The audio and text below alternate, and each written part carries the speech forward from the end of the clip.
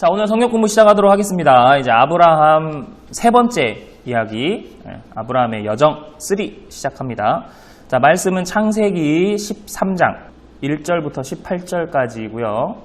자, 저번 시간에 이어서 하기 때문에 바로 설명 없이 들어가도록 하겠습니다. 자, 13장 1절에 보면 애굽에서 쫓겨난 아브라함과 그의 가족들이 어디로 올라갔냐면 네겝으로 올라갔다. 뭐 네겝이라고도 합니다. 근데 누구와 함께 갔대요? 롯과 함께 갔다. 중요합니다. 롯에 동그라미 쳐주세요. 지금 아브라함 식구 중에 아브라함과 사례 이야기 중에 롯이 들어가 있다는 걸 계속 기억하셔야 돼요. 자, 그럼 왜 롯을 기억해야 될까요? 저번 시간에 살펴봤죠? 현재 아브라함이 나이가 많고 또 사례도 자식이 없었더라 성경이 기록했고, 롯은 아브라함의 대를 이을 유일한 친족이기 때문에 롯이 지금 아브라함 가족과 함께하고 있다는 거 계속 기억하시고, 자, 네겝 땅. 이 네겝 땅은 사막 지역이에요. 이따가 한번 지도로 살펴볼게요. 사막 지역에 이제 도착을 했습니다. 자, 13장 2절에 보니까 애굽에서 쫓겨난 아브라함의 가족들이 재산이 많았다 기록하고 있죠. 자, 애굽에서 쫓겨난 아브라함임에도 불구하고 재산이 많았대요. 왜 재산이 많았을까요? 애굽에서 아내를 누이라고 속였을 때 바로 왕이 아브라함과 그의 가족들을 후대했더라 하면서 재산을 줬죠. 앞에 12장 16절 한번 보면 양, 소, 나귀, 낙타, 그리고 노비까지, 종들까지 얻었다. 자, 근데 한 가지 이상한 점이 바로 왕이 하나님께 재앙을 받고 난 후에 아브라함을 내쫓을 때 자신이 그러니까 후대해준 재산을 뺏지 않고 그대로 가져가라고 합니다. 조금 이상한 부분이에요. 12장 20절에 보면 바로가 사람들에게 그의 일을 명함에 재앙받은 것을 알고 명하고 그들이 그와 함께 그의 아내와 아브라함과 그의 가족들 그의 모든 소유를 보내었더라. 자, 생각해 봅시다. 바로왕 입장에서는 지금 재앙을 누구 때문에 받았어요? 아브라함 때문에 받았잖아요. 그러면 오히려 괘씸해서라도 아브라함의 재산을 뺏고 그리고 빈털터리로 내보낼 수도 있죠. 인간적이라면 그럴 수 있는데 왜 그의 재산을 하물며 자기가 준 재산까지도 뺏지 않고 그대로 내보냈을까? 바로 신적인 존재에 대한 두려움 때문에 그래요. 역사서를 보면 당시 애굽은 약 20여 개 이상의 신을 섬겼어요. 그러니까 신이 20개 이상이 돼요. 무슨 신.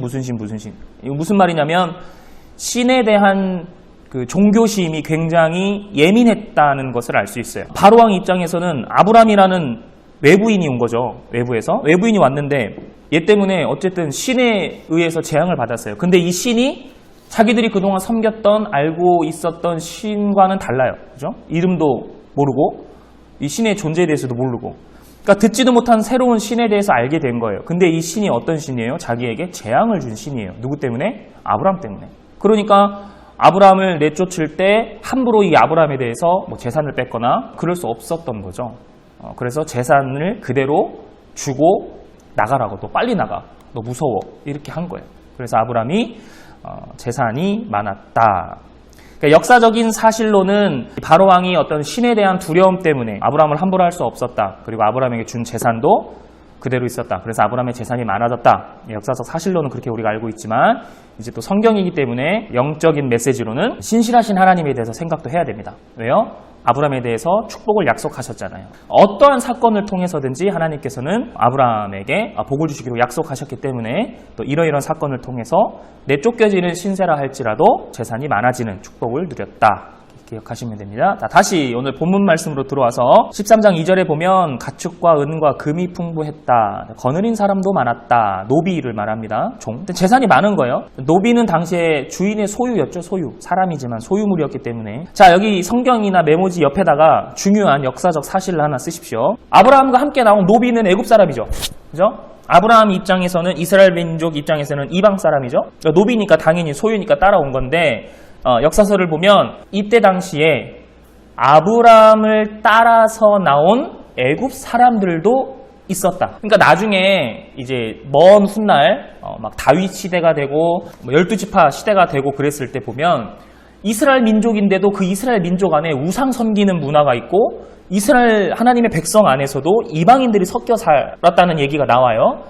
그때 이방 사람들이 왜 도대체 하나님의 백성 사이에 껴서 살았느냐? 바로 이때부터가 이제 시발점이 되는 겁니다. 아브라함이 애굽에서 나올 때 당시 아브라함의 재산이나 거느린 사람들이 많았기 때문에 애굽 사람임에도 불구하고 노예 말고 애굽 사람임에도 불구하고 아브라함을 따라서 같이 나온 사람들이 함께 섞여 있었어요. 이때부터 이 안에 이방 사람들이 섞여 살았다는 거죠. 기억하셔야 됩니다. 자, 13장 3절 4절에 보면 이제 애굽에서 네겝으로 또 네겝에서 베델로 또 베델과 아이 사이에 장막을 쳤다. 그래요. 자, 지도를 한번 살펴보도록 하겠습니다. 첫 번째 지도예요. 자, 여기서 이제 나옵니다. 여기 애굽이죠. 애굽에서 나와서 광야 겹쳐서 자, 네겝이 어디냐면 여기 부엘세바 있죠. 부엘세바 밑에 쪽 여기가 네겝입니다. 네겝, 네겝. 광야라고 써있죠? 그러니까 사막 지역인 거예요. 사막 지역. 자, 여기서 있다가 이제 또 두 번째 어디로 올라가느냐? 자, 두 번째 사진은 여기입니다. 여기 어딘지 아시겠어요? 자, 사해. 아까 봤던 지도에서 사해가 이제 커진 거예요. 네겝은 이제 여기 한 밑에쯤이 되겠죠? 네겝. 자, 여기 네겝에서 이렇게 쭉 올라가서 베델 여기로 올라간 겁니다. 자, 아이는 어디냐? 여기 지금 요단강 왼쪽쯤 이쪽이 돼요. 아이. 아브라함과 그의 가족들이 베델과 아이 사이 여기에 장막을 친 거죠. 자, 이 지도 꼭 기억하셔야 돼요. 사해, 요단강. 여기가 갈릴리 호수. 여기가 지금 다 요단강입니다. 요단강. 이 지도는 이제 계속 나올 거예요. 자, 장막을 베델과 아이 사이에 쳤다. 앞선 말씀입니다. 12장 8절에 보면 이미 아브라함이 이 베델과 아이 사이에서 장막을 치고 하나님을 한번 찾은 적이 있어요. 12장 8절에 보면 베델 동쪽 산에서 장막을 치니 서쪽은 베델이고 동쪽은 아이다. 이곳에서 제단을 쌓고 하나님을 불렀다. 자, 때는 언제예요? 아직 애굽에 들어가기 전이죠. 그러니까 아브라함이 가나안에서 땅에 도착해가지고 이 땅이냐 저 땅이냐 막 헤매고 있을 때에 이곳에서 이미 먼저 제단을 쌓고 하나님을 한번 찾았어요. 그리고 나서 애굽에 들어갔죠. 그리고 애굽에서 쫓겨난 후에 자신이 처음 제단을 쌓았던 이곳에 다시 온 겁니다. 자, 그럼 우리가 한 가지 생각해 봐야 될 거, 애굽에 가기 전에 이곳에서 하나님을 찾았을 때의 아브라함의 믿음과 애굽에 한번 들어갔다 오고 난 후에 이곳에서 하나님을 찾은 아브라함의 믿음, 어떤 차이가 있을까요? 생각하셔야 됩니다. 자, 애굽에 들어가기 전에는 아직 하나님의 어떤 역사에 대해서 한 번도 경험을 하지 못했어요. 적어도 성경에 기록된 건 없으니까. 뭐 실제로 있었는지 모르겠지만 아직 성경에는 없으니까 없었어요. 자, 그럼 반면 애굽에서 쫓겨난 후에 아브라함이 적어도 깨달은 게 있다라는 거죠. 그게 뭘까요? 하나님의 말씀에 대해서, 하나님의 약속에 대해서 내가 함부로 생각하고 판단하고 결정해선 안 되겠구나. 이거를 깨달았어요. 나는 이렇게 저렇게 하려고 했지만 결국 하나님의 자녀는 하나님의 섭리 안에서 살아가는구나. 이거를 깨닫게 된 겁니다. 살펴볼게요. 자, 아브라함이 하나님 말씀에 대해서 뭘 혼자 생각하고 결정했을까요? 자, 하나님 말씀 따라서 가나안 땅에 도착했는데 하나님이 알려주신 땅, 정확한 지역이 어딘지 몰랐을 때 계속 유랑생활했죠. 그래서 남쪽으로 이동하다가 가나안 땅에 기근이 들었어요. 그래서 자기가 쭉 보니까 애굽 땅을 바라봤을 때 애굽 땅이 엄청나게 기름진 땅이었죠. 자, 이때 아브라함이 이렇게 생각했을 수도 있다라는 거예요. 그 땅을 보고 하나님이 나에게 축복해 주신다는 땅, 민족, 어떤 이런 축복이 약속한 땅이 바로 애굽일 수 있겠구나. 왜냐하면 아브라함이 자기네 고향 우르에서 나름 잘 살았어요. 가나안 땅에 가는 도중에 하란에 정착했지만 그 하란에서도 말씀 살펴봤죠? 잘 살았죠. 재산이 많았다 그랬어요. 잘 살았어요. 자, 이렇게까지 잘 살은 상태에서 하나님이 축복을 또 주신다고 약속을 했으니까 그러면 다음 땅은 적어도 애굽 정도 되는 땅에서 사는 것이 맞겠구나. 저기가 바로 하나님이 보여주신 땅이구나 하고 어떤 마음을 먹었다 그랬죠? 애굽에 거류하려고 내려갔다 그랬어요. 그죠? 그러니까 저게 하나님이 주신 땅이구나라는 걸 자기가 스스로 판단했다라는. 그랬는데 하나님께서는 결국에 어떤 사건을 통해서 아브라함을 애굽에서 내쫓으셨죠. 그러니까 이제 그때 깨달은 거예요. 자, 아브라함의 어떤 믿음의 변화가 생긴 거죠. 믿음이 성숙해진 거죠. 하나님께서 내 삶에 직접 개입하시고 간섭하시는구나. 다시 말해서 하나님이 살아계시고 나와 동행하시는구나. 이거를 깨닫게 된 겁니다. 자, 우리가 메시지를 또 뽑아야 되겠죠? 우리도 마찬가지. 우리에게 주어진 상황과 조건 속에서 하나님의 뜻을 알자, 좀 알았으면 좋겠다. 이렇게 분별하는 것은 굉장히 어리석은 거예요. 하나님의 주권을 인정하고 하나님의 섭리를 기대하면서 내 삶 속에서 하나님의 구원의 역사를 소망하면서 살아가는 것이 우리 그리스도인들이 살아야 할 올바른 삶이라는. 우리가 하나님의 뜻을 분별하길 원해요. 이런 말 하잖아요. 분별한다. 이 분별이란 것이 하나님의 뜻을 알려주세요. 하나님의 뜻이 뭔지 좀 알려주세요. 하나님의 뜻대로 살고 싶어요. 이게 분별이 아니에요. 자, 우리는 하나님의 뜻을 알 수 있어요? 없어요? 없어요. 죽었다 깨어나도 없다 그랬어요. 하나님께서는 하나님의 뜻을 모르게 창조하셨다 그랬어요. 하나님의 뜻을 모르니까 우리는 그리스도인답게 하나님의 주권과 섭리를 인정하면서 살아야 돼요. 그리고 주님을 신뢰하는 거. 아, 주님께서 나를 이끄시는구나. 함께 하시는구나.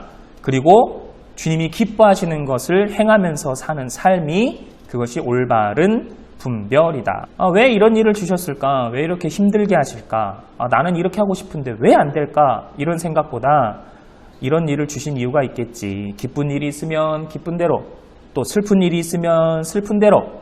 그래서 결과는 범사에 감사하라 라는 그 말씀이 나오게 되는 거예요. 그렇게 사는 것이 그리스도인들의 올바른 삶이고 그게 분별이다. 그러니까 아브라함이 애굽에 가기 전에 아까 처음에 제단 쌓았다 그랬죠? 그때 제단을 쌓았을 때는 아마 이렇게 하나님께 기도했을 수도 있어요. 하나님, 도대체 어떤 땅입니까? 모르겠어요. 알려주세요. 언제 알려주실래요? 이렇게 기도했다면 애굽에서 나온 후에 다시 제단을 쌓고 하나님을 찾았을 때는 어떻게 기도했을까요? 하나님, 아직도 모르겠어요. 저한테 왜 이러세요? 이렇게 기도하지 않았을 거예요. 하나님의 역사를 한번 깨닫고 하나님의 구원을 깨닫고 난 후에는 하나님, 저와 함께 하신다는 것을 믿어요. 이제는 제 마음대로 생각하지 않을 테니까 하나님이 친히 인도해 주세요. 저의 삶을 주관해 주세요. 그러면서 하나님께 나의 삶을 드리고 나의 삶의 주인이 하나님을 인정했다라는 거예요. 이게 이제 아브라함의 첫 번째 제단을 쌓은 것, 두 번째 제단을 쌓은 것의 차이점입니다. 자, 아브라함 믿음의 변화를 살짝 엿봤고 다시 본문 말씀으로 돌아오겠습니다. 자, 13장 5절에 보면 롯도 양과 소와 장막이 있었다. 지금 아브라함의 대를 이을 사람 롯 기억하시고 롯도 재산이 많았다 이야기하고 있어요. 재산으로 인해서 어떤 일이 일어날까? 13장 6절 7절에 보면 거느린 사람 또 함께하는 사람들이 많아지고 가축도 많아지고 재산이 많아지다 보니까 장막을 치고 한 지역에 사는 것이 이제 한계가 오는 거죠. 7절에 보면 아브람 사람들과 롯 사람들의 목자가 서로 다투었다. 왜 다투었을까요? 당시에는 대부분 땅들이 거의 다 사막 방야지대였고 그래서 강가에서 살던지 아니면 우물을 파서 물을 얻어야 됐는데 그러다 보니까 결국 생활하는 주변이 전부 다 물이 있는 또 물이 많은 것이 아니니까 재산, 가축들이 많아지게 되면 그 좋은 땅, 좋은 물을 차지하려고 싸울 수밖에 없죠. 그리고 또 한 가지는 가나안 사람, 브리스 사람도 그 땅에 거주했다. 그러니까 아브람과 롯의 재산으로도 넘치고 사람들이 많아서 싸우는데 그 와중에도 이미 살고 있었던 사람들까지 이방 사람들까지 있었다. 그러니까 다툼이 그만큼 심했다라는 것을 알 수 있습니다. 그래서 결국 8절 9절에 보면 이제 아브라함이 조카 롯에게 이야기하죠. 우리가 모두 한 가족인데 서로 다투면 되겠니? 자, 여기 넓은 땅을 봐라. 너가 가고 싶은 것을 정해서 우리가 서로 떠나자. 자, 네가 먼저 정해라. 네가 이쪽으로 가면 나는 저쪽으로 가고 네가 저쪽으로 가면 나는 이쪽으로 가겠다. 그러니까 너와 겹치지 않겠다. 반대 방향으로 하겠다. 그 얘기죠. 자, 이 얘기를 하고 있는 아브라함의 성품을 한번 살펴봅시다. 집안 서열로 보면 당연히 아브라함이 롯의 삼촌이고 큰 어르신. 아브라함이 먼저 보기에 좋은 땅을 고르고 가도 돼요. 그런데 지금 롯에게 양보하고 있죠. 배려하고 있는 거예요. 아브라함이 원래 이런 사람인가요? 원래 이런 사람인지 모르겠지만 적어도 애굽에서 보여줬던 아브라함의 성품은 어때요? 자기가 죽을지도 모르는 두려움 때문이라고는 하지만 아내를 누이라고 속이고 자기는 살려고 하는 어떤 그런 좀 비겁한 성품이었는데 지금의 성품은 어때요? 상대방을 배려한다? 자, 이게 뭘 지금 얘기하고 싶은 거냐면 애굽에 들어가기 전에 제단을 쌓았던 아브라함의 믿음과 지금 애굽에서 하나님의 역사를 구원을 경험하고 나서 이제 믿음이 좀 변화된 믿음이 좀 성숙된 아브라함이 성품까지 변했다고 볼 수 있는 거예요. 자, 뭘 알 수 있냐? 믿음이 변화된다라는 거, 믿음이 성숙해졌다라는 거, 다시 말해서 믿음이 좋은 사람이라는 거는 어떤 사람을 의미하느냐? 바로 인격이 좋은 사람을 의미한다. 나보다 낮은 사람, 지금 서열로는 롯이 조카잖아요. 당시 문화로 보면 우리나라 조선시대보다 더 가부장제가 심했던 밑에 사람에게 양보한다라는 거는 문화와 관습과 관례법에 어긋나는 행동이에요. 옆에 사람들이 뜯어 말려야 돼요. 그럴 수 없습니다. 그런데 아브라함의 믿음이 성숙해진 것은 나보다 낮은 사람을 배려하고 오히려 양보합니다. 인격이 좋은 사람이 믿음이 좋은 사람이라. 자, 기도 많이 하고 말씀을 많이 알고 그러면 뭐해? 상대방 무시하고 함부로 대하고 목사라고 할지라도 리더라고 할지라도 상대방을 배려하지 않는 사람은 단언컨대 믿음이 없는 사람이라고 얘기할 수 있어요. 그러니까 성경에서 말하는 믿음이 좋은 사람은 어떤 사람이냐? 교회 봉사도 많이 하고 헌신도 많이 하고 다 좋아요. 그것도 좋지만 나이와 직분에 상관없이 사람을 사람 대 사람으로 인격적으로 대하고 상대방을 배려할 줄 아는 사람이 진짜 성경에서 말하는 믿음이 좋은 사람. 그러니까 저 사람 신앙생활 열심히 하더니 참 믿음 좋아졌어. 그렇게 말할 때는 그 믿음은 바로 인격과 성품과 직관되는. 우리가 믿음이 좋은 사람이 되려면 결국에는 성품과 인격이 좋은 사람이 돼야 돼요. 상대방을 배려하는. 인격이 좋다라는 게 막 존댓말하고 막 형제님, 우리 자매님 이렇게 하는 게 인격이 좋은 게 아니고. 아셨죠? 무슨 말 하는지 아시겠죠? 적어도 우리들은 믿음이 좋은 사람이 어떤 사람인지를 알고 넘어갑시다. 자, 13장 10절에서 12절에 보니까 이제 아브라함의 제안을 들었죠, 롯이. 롯이 이제 땅을 이렇게 훑어보는 거예요. 훑어보고 요단 지역을 바라보니까 소알까지 온 땅에 물이 넉넉하더라. 자, 여기서 아까 봤던 지도 다시 한번 나옵니다. 자, 지금 여기 베델 아이 여기에서 지금 쳐다보는 거예요. 쳐다보니까 이제 소돔이 어디냐면 이 정도. 소돔과 고모라와 소알은 사해 끄트머리 이쪽이에요. 자, 그러면 소돔과 고모라와 소알 이 세 지역은 어때요? 왼쪽에 사해가 있죠. 지금이야 우리가 뭐 사해라고 할 수 있지만 당시에는 뭐 이게 소금기가 많은 바다인지 어떤지 모르잖아요. 그러니까 이게 우리가 지도로 봐서 지금 이 정도지 실제로 가서 보면 바다입니다. 바다. 끝이 안 보이는 엄청나게 큰 거예요. 바다. 물이 있다? 뭘 말하는 겁니까? 기름진 땅이다. 그러니까 롯이 이렇게 보니까 저 땅 기름진 땅, 물 옆에 있고 바다가 있고 참 좋겠다. 나 저기로 가겠소. 자, 10절 마지막에 보면 이 땅을 뭐라고 설명해요? 여호와의 동산 같고 어떤 땅과 같았더라? 애굽 땅과 같았더라 그래요. 그러니까 다시 한번 우리가 살펴볼 수 있죠. 아브라함이 기근이 들어서 애굽 땅을 바라봤을 때 애굽 땅 와 진짜 기름진 땅이구나. 지금 소돔과 고모라 이 땅도 마찬가지라는 거예요. 자, 결국 이제 롯은 요단 쪽을 택하고 아까 지도에서 약간 동쪽으로 옮겨서 쭉 내려옵니다. 쭉 내려와서 이제 요단강 밑에 사해 쪽에 가서 소돔에 정착하면서 살게 됩니다. 자, 이제 새로운 땅이 나오죠. 새로운 도시입니다. 도시. 이때는 소돔이 굉장히 문화가 잘 발달된, 바다 근처는 다 문화가 발달됐어요. 어쩔 수 없어요. 사람들도 많이 살고 굉장히 기름진 땅에 살게 됐다. 자, 그런데 13절에 보면 소돔 사람은 여호와 앞에 악하며 큰 죄인이었더라. 자, 별표 2개 돼지꼬리 땡땡 들어갑니다. 중요한 거, 소돔이라는 도시에 집중하면 안 돼요, 여러분들. 우리는 보통 소돔과 고모라 얘기하면 도시에 집중하는데 절대. 자, 정확히 말해요. 13절에 뭐라고 얘기합니까? 소돔, 누가? 사람. 이게 중요합니다. 그러니까 소돔이라는 도시가 중요한 게 아니라 소돔에 사는 사람들이 죄인이었다. 아주 중요합니다. 이게 왜 아주 중요하냐면 나중에 소돔과 고모라 롯 구해줄 때 소돔과 고모라 얘기 나오잖아요. 그때 살펴볼 겁니다. 자, 그럼 이제 다시 아브라함 입장을 마지막으로 한번 살펴볼게요. 자, 롯이 떠났어요. 자, 아브라함이 어떤 생각을 했을까요? 제가 아브라함이라면 이렇게 생각했을 것 같아요. 자, 이쯤 되면 하나님께서 나한테 약속하신 그 축복이 이루어졌다 라고 생각했을 수도 있어요.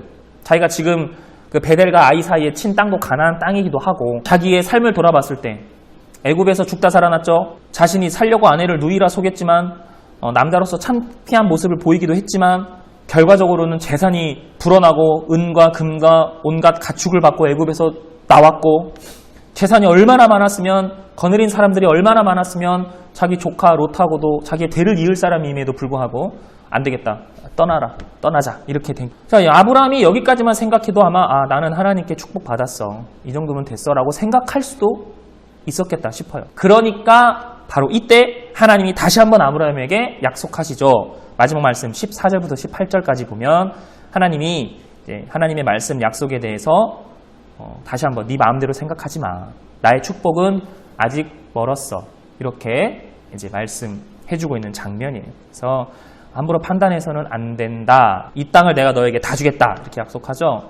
자, 이 땅을 다 주겠다는 약속도 뭐 이 세상에 네가 왕이 되겠다. 이거는 아니죠. 그 말은 아니고 우리가 영적으로 해석해야 되겠죠. 아브라함의 후손에서 다윗이 나오고 다윗의 후손에서 예수가 나오고 결국에는 아브라함은 믿음의 조상이 되고 영적으로 온 인류가 구원받을 수 있는 길이 열리게 된다. 이런 의미라는 거 아셔야 됩니다. 아브라함도 하나님께 다시 한번 약속을 받고 장막을 옮겨서 이제 헤브론 쪽으로 갑니다. 지도 한 번만 더 살펴볼게요. 이쪽이 헤브론입니다. 이쪽. 아브라함과 롯이 이쪽에서 이제 살게 되는 거예요. 아브라함이 헤브론에 와서도 성경에 보면 가장 먼저 뭐 했다? 제단을 쌓았다. 제단을 쌓았다는 것은 뭘 의미해요? 하나님을 찾았다. 자, 말씀을 마무리하겠습니다. 한번 쭉 살펴볼게요. 우리에게 주시는 메시지 뭘까요? 믿음의 변화, 믿음의 성숙은 무엇을 의미하느냐? 바로 인격의 성숙, 인격적인 사람, 상대방을 어떻게 대해야 되는지, 우리가 어떤 마음으로 상대방을 대해야 되는지, 이것이 정말 믿음이 좋은 사람이다. 그리고 바로왕의 재앙을 통해서 우리가 뭘 살펴봤죠? 자신의 지위를 이용해서 상대방에게 강압적, 강요하는 것 하나님이 싫어하신다. 그러니까 이게 인격적이지 못한 거죠. 그러니까 이게 믿음이 없다는 거고 이런 걸 하나님이 싫어하신다는 거 우리가 알 수 있죠. 하나님의 자녀는 우리 삶에 가장 먼저 하나님의 주권을 인정하고 또 내 삶에서 실제로 하나님이 함께 하심과 하나님의 섭리를 기대해야 하고 힘든 삶의 문제 가운데서도 하나님의 구원의 역사를 소망하며 신뢰할 수 있어야 된다. 마지막으로 아브라함이 이동하며 장막을 칠 때마다 뭘 했어요? 하나님을 찾았다. 내 삶의 주인을 하나님으로 인정했다. 우리 삶의 가장 영순위는 바로 주님이라는 것. 주님을 찾는 것, 주님을 기억하는 것, 주님의 말씀을 늘 가슴에 새기는 것, 이것이 우리 그리스도인들의 첫 번째 삶의 우선순위라는 겁니다. 하루의 시작, 하루의 끝, 어떤 일의 시작, 어떤 일의 마무리, 기도 먼저 할 수 있어야 되고 말씀을 먼저 찾아야 되고 말씀을 기억을 해야 되고 말씀을 묵상해야 되고 이것이 가장 우선순위가 되어야 된다.